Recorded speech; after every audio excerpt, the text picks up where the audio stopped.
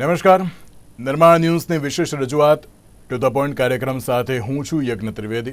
દર્શક મિત્રો, આજે ટુ ધ પોઈન્ટ કાર્યક્રમમાં ચર્ચા વિચારણા કરવાની છે એક બહુ મહત્વના મુદ્દાની લઈ.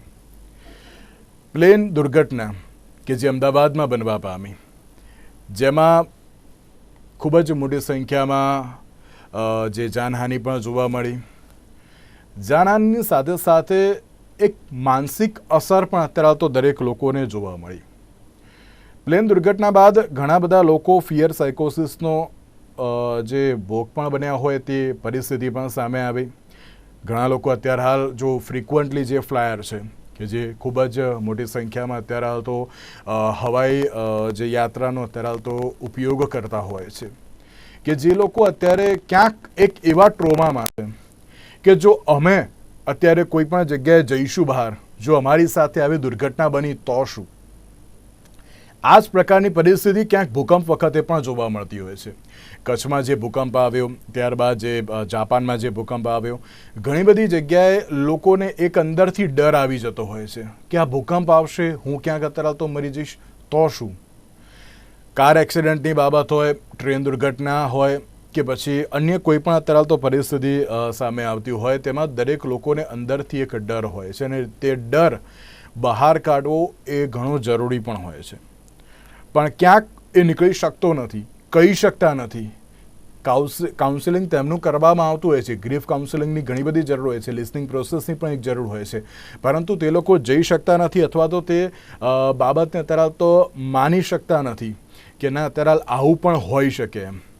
પરંતુ આ તમામ બાબતોની ઉપર આપણે આજે ચર્ચા વિચારણા કરવાની છે, કારણ કે આ પ્લેન ક્રેશનો મુદ્દો એ માત્ર અમદાવાદ કે ગુજરાત પૂરતો અત્યારે સીમિત નથી, પરંતુ આ ભારત માટે અત્યારે એક ચર્ચાનો વિષય બન્યો છે અને વૈશ્વિક સ્તરે પણ અત્યારે એક ચર્ચાનો વિષય બન્યો છે કે કંઈ પણ ટેકનિકલ ખામી પણ અત્યારે એક પ્લેનમાં જોવા મળતી હોય છે તો તે લોકો એમ જ વિચારતા હોય છે કે જો કોઈ પણ પ્રકારની દુર્ઘટના બની તો પછી અમારું શું?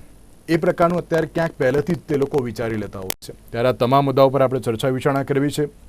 આ તમામ મુદ્દાઓ પર ચર્ચા વિચારણા કરવા માટે અમારી સાથે જોડાઈ ગયા છે ડૉક્ટર શિવરત્ના વાયા, કે જેઓ પ્રોજેક્ટ હેડ છે શસ્ત્રના અને સાથે જ school of behavioural science and forensic ઇન્વેસ્ટિગેશન્સના ચીફ મેન્ટોર પણ છે રક્ષા શક્તિ યુનિવર્સિટીમાં પણ. જી ડૉક્ટર શિવરત્ના, સૌથી પહેલાં તો આપનું સ્વાગત છે ટુ ધ પોઈન્ટ કાર્યક્રમમાં. દર્શક મિત્રો, હું આ ટોક શોની શરૂઆત કરું તેની પહેલાં હું ડૉક્ટર શિવરત્નાજી માટે હું એક બાબત પણ કહેવા માગીશ કે જે પ્રમાણે યુનિવર્સિટીના જે સંયુક્ત ઉપક્રમે એક આંતરરાષ્ટ્રીય પરિષદ એટલે કે ઇન્ટરનેશનલ કોન્ફરન્સનું જે આયોજન કરવામાં આવ્યું હતું, કે જેમાં મુખ્યમંત્રી ભૂપેન્દ્ર પટેલ ના અધ્યક્ષસ્થાને આ કોન્ફરન્સનું આયોજન કરવામાં આવ્યું હતું, કે જેમાં ડૉક્ટર શિવરત્ના વાયાને લાઈફ ટાઈમ એચિવમેન્ટ એવોર્ડથી પણ નવાજવામાં આવ્યા હતા, કે જેમણે તેમનું જે અસાધારણ યોગદાન અત્યારે તો જે આપ્યું છે ક્લિનિકલ એન્ડ ફોરેન્સિક સાયકોલોજી માટે પણ 10મી સપ્ટેમ્બર 2023ના રોજ તેમને લાઈફ ટાઈમ એચિવમેન્ટ એવોર્ડથી નવાજવામાં આવ્યા હતા. એ ડૉક્ટર અત્યારે તો આપણી સાથે જોડાયા છે, એટલે કે આપણા માટે પણ અત્યારે તો ઘણી સારી એવી બાબત કહી શકાય. ડૉક્ટર શિવરત્નાજી, શોની હું શરૂઆત કરું તેની પહેલાં મારે એક જ બાબત આપને પૂછવી છે કે જ્યારે આ પ્રકારની કોઈ પણ ઘટના સામે આવતી હોય છે, દરેક લોકોને અંદરથી એક ડર હોય છે કે જો અમે અત્યારે જો આ બીજા કોઈ, મેં જે રીતે કહ્યું શરૂઆતમાં કે જો ફ્રિકવન્ટ ફ્લાયર હોય તો એ લોકો અત્યારે પ્લેનમાં બેસતા પણ અત્યારે ગભરાય છે. એ લોકો એમ વિચારતા હોય છે કે જો આ પ્રકારની ઘટના અમારી સાથે થઈ તો અમે અત્યારે તો શું કરીશું?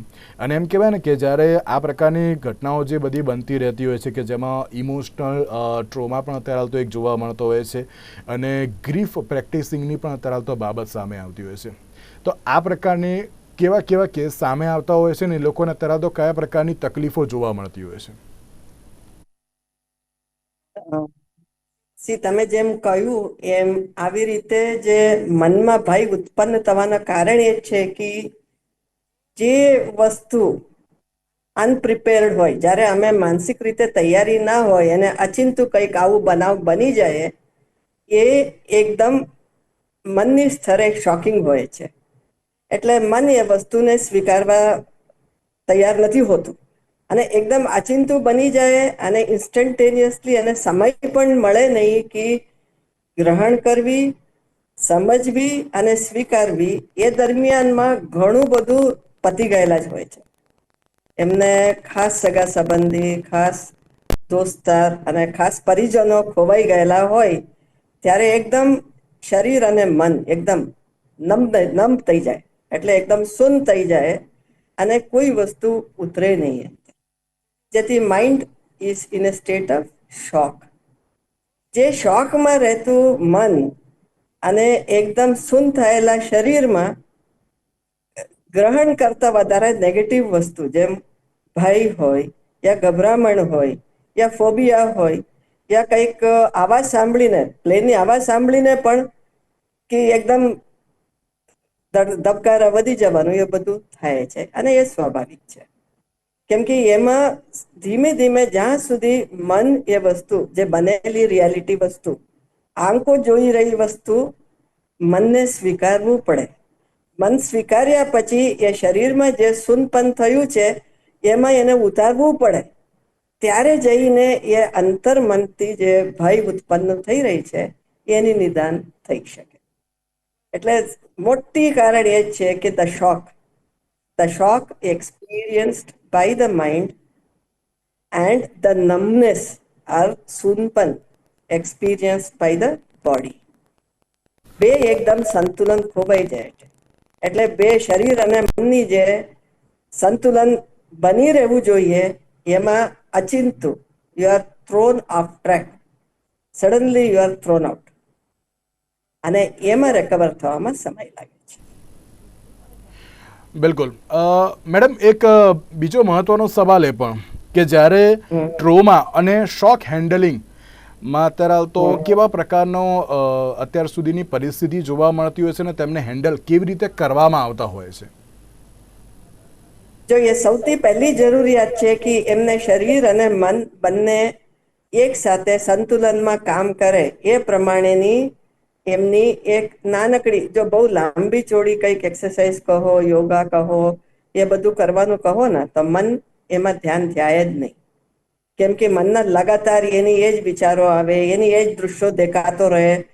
ભલે તમે ટીવીમાં દેખાવાનું બંધ કરી દો તો પણ મનમાં જે સંગ્રહેલા હોય એ રીપ્લે થતું હોય, જેથી કોઈ પણ તમે વસ્તુ કહો ને ત્યારે મન એમાં લાગે જ નહીં. એટલે the easiest way to address or the easiest way to bring back mind and body in harmony, યા શરીર અને મન બંનેની એક સાથે સંતુલન થવા માટે, સંતુલનમાં લાવવા માટે સિમ્પલેસ્ટ એક્સરસાઇઝ છે જે આનાપાન. આનાપાન એટલે આવતી શ્વાસ અને જતી શ્વાસ ને નાક દ્વારા એને ખાલી અમારે જોયા કરવાનું. બસ ભલે 1 મિનિટ કે 2 મિનિટ, અડધું મિનિટ, જેટલું થાય એટલી, કે શ્વાસ કેવી રીતે નાકની અંદર જાય છે, નાકની અંદરથી બહાર આવે છે. બીકોઝ શ્વાસ એક જ માધ્યમ છે જેથી શરીર અને મનની સંતુલન એ બેલેન્સ કરીને બનાવી રાખેલા હોય. એટલે જ્યારે આવું સંતુલન ખોવાય તો શ્વાસની રિધમ જતું રહે છે. શ્વાસની રિધમ જવાના કારણે શરીર અને મન બંને કનેક્ટેડ હોય તો પણ ડિસ્કનેક્ટેડ વેમાં ફંક્શન કરે છે. એટલે સૌથી પહેલા એ બેના હાર્મની યા સંતુલનમાં લાવવા માટે શ્વાસોશ્વાસની પ્રક્રિયા ઉપર કેન્દ્રિત કરીને ખાલી એને ઓબ્ઝર્વ કરવાનું. એટલે પ્રાણાયામ નથી, યોગા નથી, રેસ્પિરેશનની કોઈ કસરત નથી. આ એ નેચરલ રીતે જે તે સમયે જે શોકિંગની પરિસ્થિતિમાં હોય યા વ્યક્તિ શૂન્ય હોય તો ખાલી એમની ધ્યાન સંપૂર્ણ રીતે આંખ બંધ કરીને નાકમાં શ્વાસ કેમ જાય છે, કેમ આવે છે, એટલું જોયા જ કરવાનું, બીજી કંઈ નહીં કરવાનું. ધીમે ધીમે 1 મિનિટથી 2 મિનિટ, 2 થી 3, અને એમ કરીને 10-20 મિનિટ સુધી વધારે, અને 20 મિનિટ સુધી એ વ્યક્તિ એમાં ધ્યાન કેન્દ્રિત કરીને શ્વાસને જોઈ શકે તો સંતુલન આપોઆપ બની જાય. અને ગમે દૃશ્ય જોતા હોય, ગમે દૃશ્ય જાણતા હોય, સ્વીકૃતિ આવે અને સ્વીકૃતિ સાથે સાથે એને એ મન શાંત થતું જાય. એટલે સૌથી પહેલા જરૂરિયાત આ છે. બિલકુલ.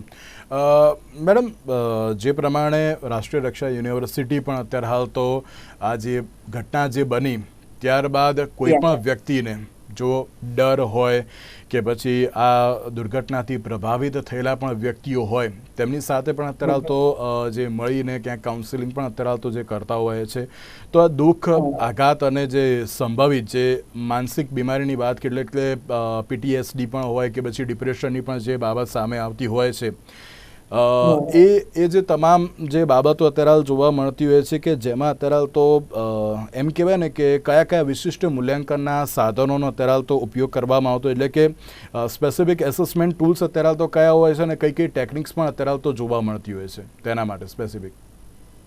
જો એમાં સૌથી પહેલા વસ્તુ તો એ છે કે વ્યક્તિને એક વિશ્વાસ બેસવું જોઈએ અને એક વ્યક્તિ એવા મળવું જોઈએ જેના જોડે બેસીને એ મન ખોલીને વાત કરી શકે અને એ જગ્યાએ એમને સેફ ફીલ થવું જોઈએ. અત્યારે તો એમને ક્યાં પણ તમે મોકલો ને એને મન નહીં લાગે, ભલે તમે એમ કહો કે જાઓ મેડમ જોડે બેસો થોડી વાર આ કરો, તો એ નહીં આવે. કેમ કે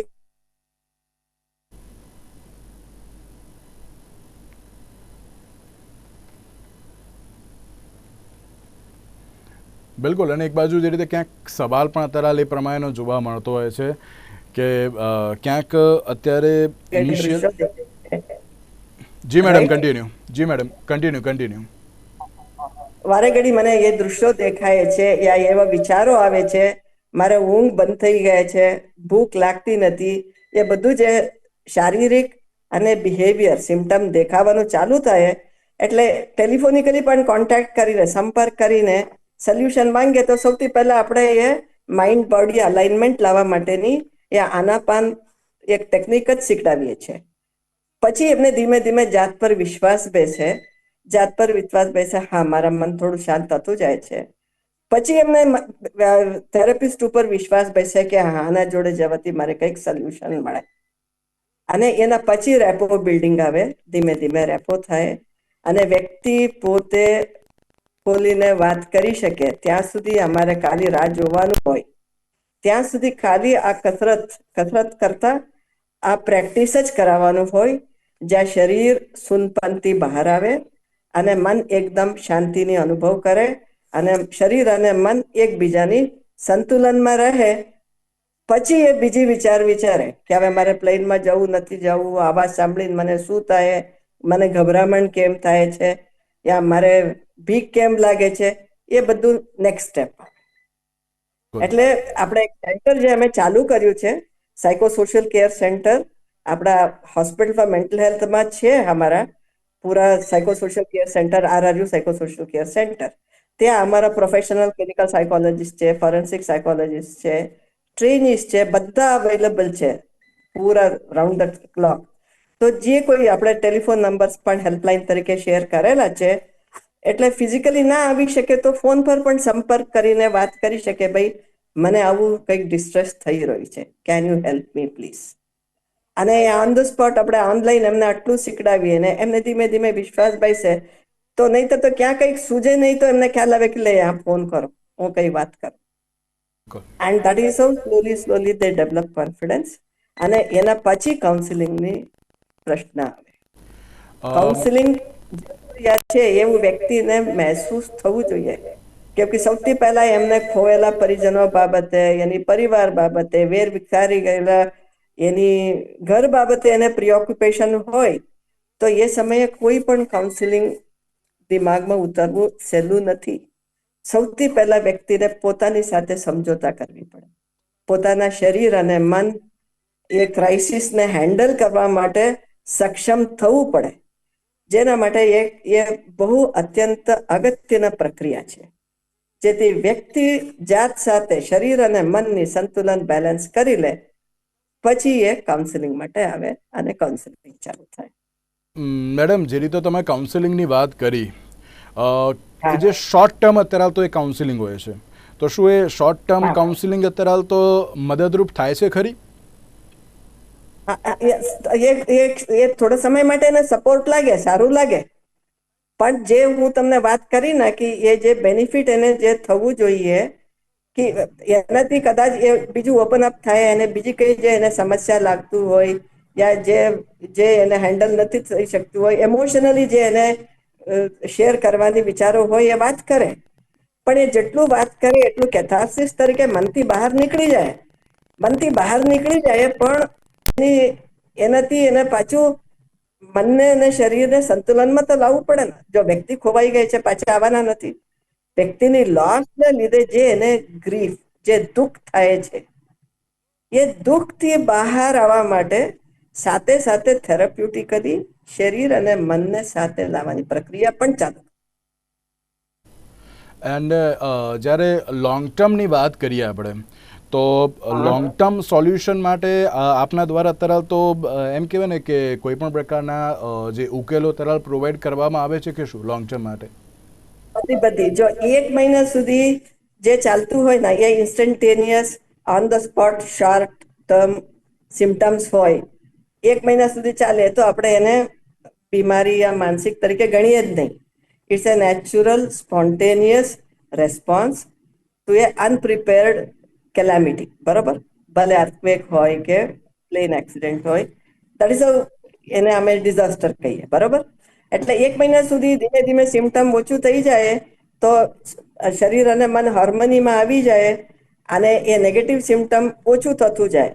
સમજો પ્લેન ઉડતા અવાજ સાંભળીને ગભરામણ નહીં થાય, યા કંઈ પ્લાન ટ્રીપ કરવું પડવું હોય અગત્યના લીધે, તો એવું નહીં લાગે કદાચ આ પણ થશે. એ બધું ધીમે ધીમે ઓછું થતું જાય તો કાઉન્સિલિંગમાંથી મટી જશે. સમજો એ નહીં જાય અને 1 મહિના ઉપર સુધી પાછું એ ચાલુ રહે, વારે ઘડી એની એ જ વિચાર આવ્યા કરે, એ બાબત જ આખો સમય દિમાગ દોડતું રહે અને એ પ્લાન કરવું, પ્રોગ્રામ કરવાથી એમને ગભરામણ થાય, એ બધું 1 મહિનાથી વધારે લાંબી સમય સુધી ચાલે પછી એમને લાંબે તરીકે સપોર્ટિવ સાયકોથેરાપી, અને that is what we call as post traumatic stress disorder. એટલે એ દરેક વખત એ વિચાર આવે, એની ધ્યાન આવે તો તરત જ એમને સ્ટ્રેસ ઊભી થાય, એટલે પછી એ લોંગ ટર્મ ટ્રીટમેન્ટમાં આવવું પડે. એમાં પછી બહુ ટેકનિક છે. કોગ્નેટિવ બિહેવિયર થેરપી છે, રેશનલ ઇમોટિવ બિહેવિયર થેરપી છે, જેકબસન પ્રોગ્રેસિવ રિલેક્સેશન છે. એટલે જેવું જુદું જુદું, એટલે શરીર અને મન ફંડામેન્ટલી બધામાં આટલું જ છે. શરીર અને મન બંનેના સંતુલનમાં લાવવી, જેથી વ્યક્તિની પોતાની સૂઝબૂઝ, જે અમે ક્રિટિકલ થિંકિંગ કહીએ, એ સારી રીતે કામ કરતા થાય એટલે વ્યક્તિ ધીમે ધીમે સ્વીકારી શકે ભાઈ જે બની ગયું છે એ હકીકત છે, જે લોસ છે એ ઇરરિપેરેબલ એન્ડ અનરિકવરેબલ. પણ હવે એ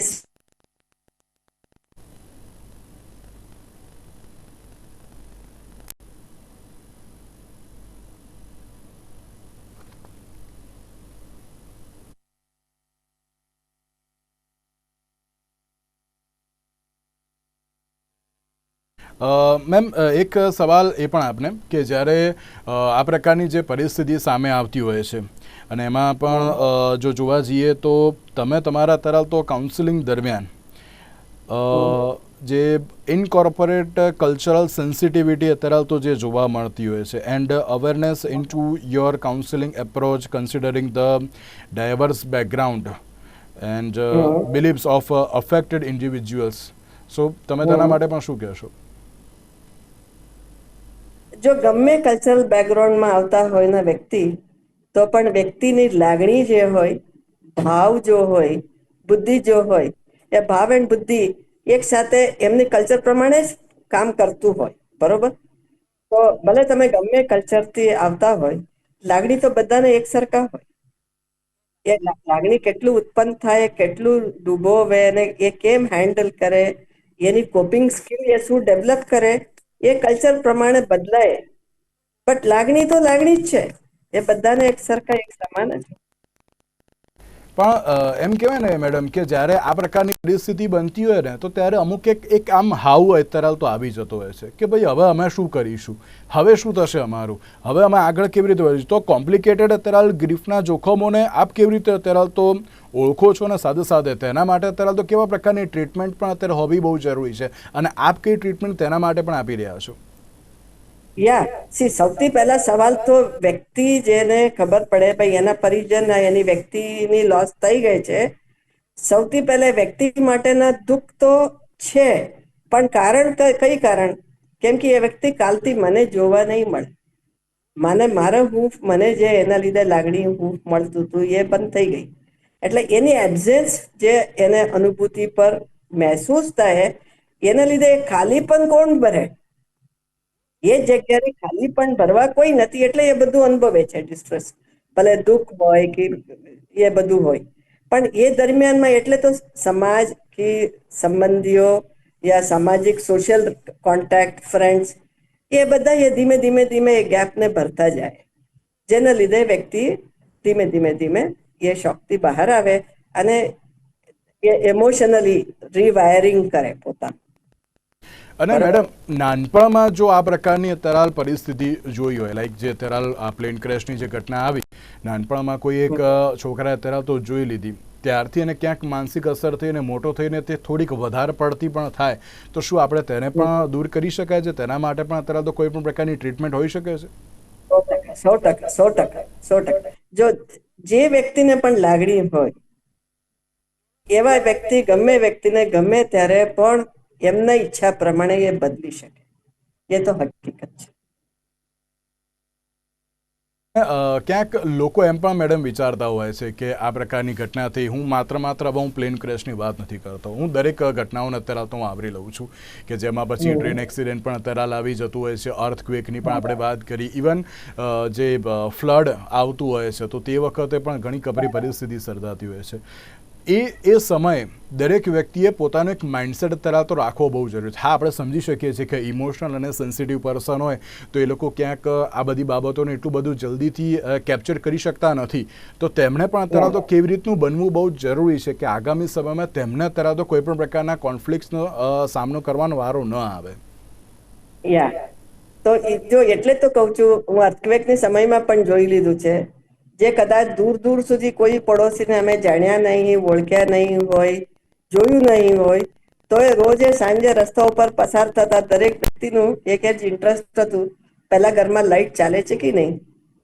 પહેલા ઘરમાં લાઈટ ચાલતું હોય તો એમના પોતાના ઘરમાં એમ સિક્યુરિટી ફીલ લાગે. બરોબર. See that is wear V call first is A social environment.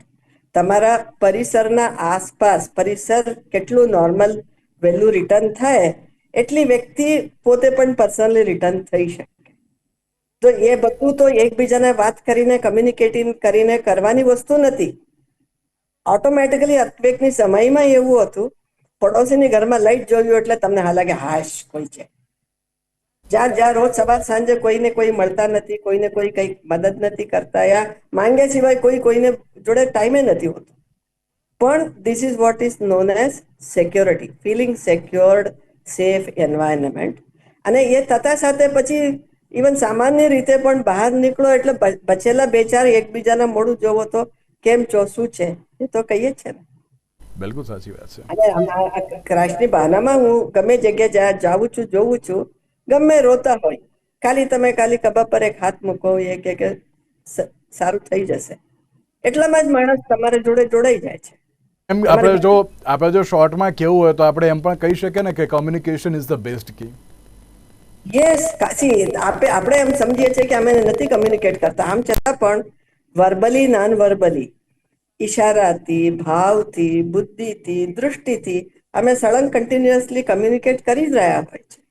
જો અત્યારે જે તમે ટીવીઓમાં દેખાડો છો, જો પૂરી વાતાવરણના લોકો જે ઊભા રહીને ત્યાં નિહાળી રહે છે જો દૃશ્યોને, ક્યુરિયાસિટી બહુ સમય સુધી નહીં રહે, હવે ક્યુરિયાસિટીથી વધારે જ છે.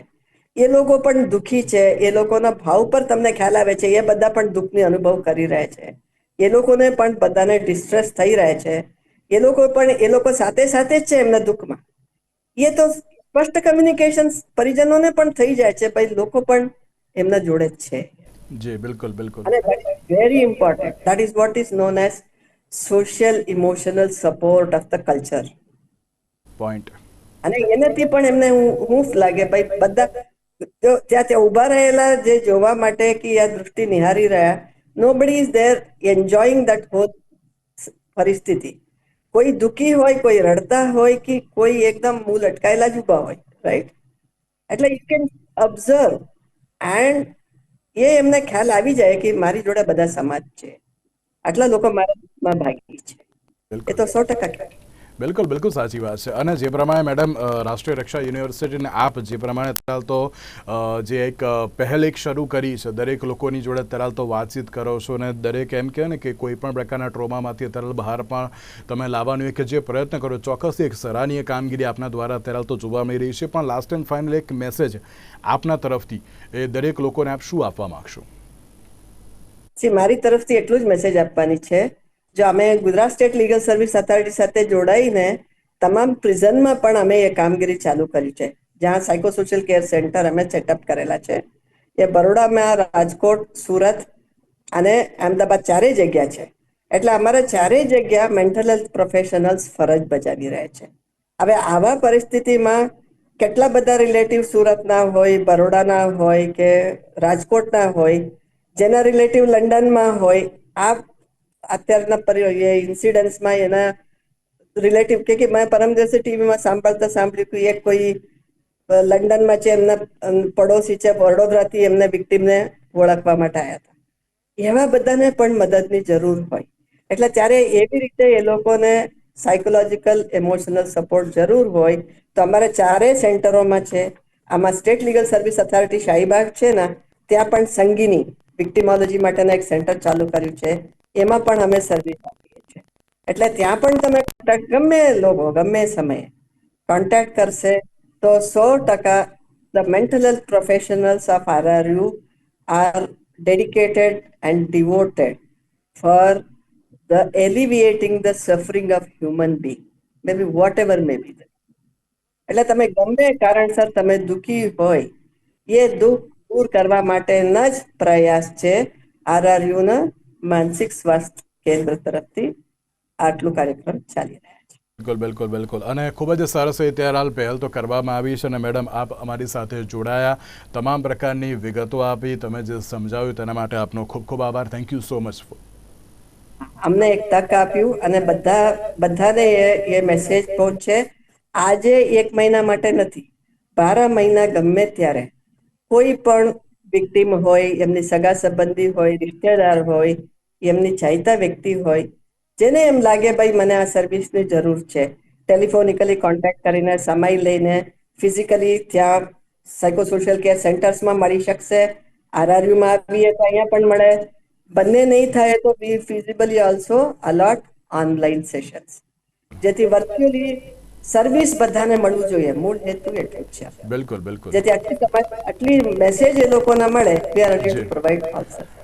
બિલકુલ બિલકુલ. And thank you so much ma'am.